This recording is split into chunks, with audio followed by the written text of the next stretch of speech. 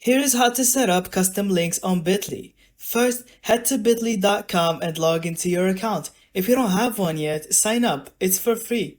Once inside your dashboard, click on the Create New button and then shorten a link button.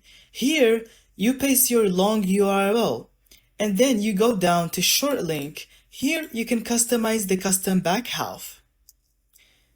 To customize it, just type your own unique name. For example, change bit.ly slash whatever it says to bit.ly slash myproduct2025.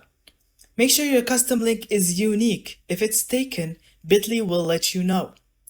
Once it's good to go, click Create Your Link.